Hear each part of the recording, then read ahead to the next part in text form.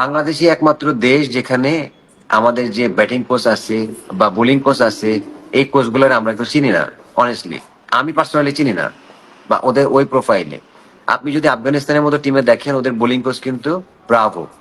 That means টি-20 সে legendary bowler. আপনি একটা রাইট। টুর্নামেন্ট যখন খেলতে যাবেন, হ্যাঁ, টি-20 মতো ইভেন্ট, ওয়ার্ল্ড কাপে, আপনি ওইখানে কোন কোচিং স্টাফ নিয়ে যাবেন যে এক্সপিরিয়েন্স এই ফরম্যাটের জন্য বেস্ট, কিভাবে কি তার এক্সপিরিয়েন্স ডেলিভার করবে? আপনি দেখেন মুস্তাক আহমেদকে নিয়ে আসতে রিশাদের পারফরমেন্স দেখেন, ও কিন্তু অনেক কিছু তার কাছ থেকে পেয়েছে।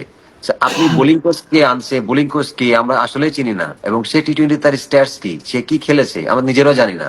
আপনি ব্যাটিং কোচ আনছেন, ব্যাটিং কোচ কে, সে টি-20 আদৌ ক্রিকেট খেলেছে কিনা? সে একজন ব্যাটসম্যান যদি টি-20 নাই খেলে, সে টি-20 ক্রিকেটের কেমনে আপনাকে অ্যাডভাইস দিবে?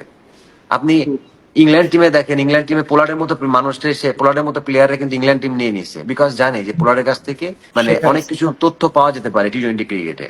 আমরা কি ভাই পারি না যে এরকম, আমরা কি পারি না যে এরকম স্পেশালিস্ট যে কোনো ওয়ার্ল্ড কাপের আগে, হ্যাঁ, আমরা নিতে পারি, নিয়ে আমাদের দলের জন্য ভালো হবে, যে একটা ব্যাটসম্যান ওর কাছ থেকে এই জিনিসটা আশা নিতে পারে, বেস্ট জিনিসটা নিতে পারে। যেমন আমি খুব ভালো লাগছে যে মুস্তাক আহমেদ ভাই রিশাদকে অনেক কিছু দেখাইছে, এবং রিশাদ কিন্তু আগে টার্ন পড়তো না তার বল, এখন কিন্তু সে টার্ন টার্ন করতেছে। দ্যাট মিনস তার ইমপ্রুভ ইমপ্রুভ।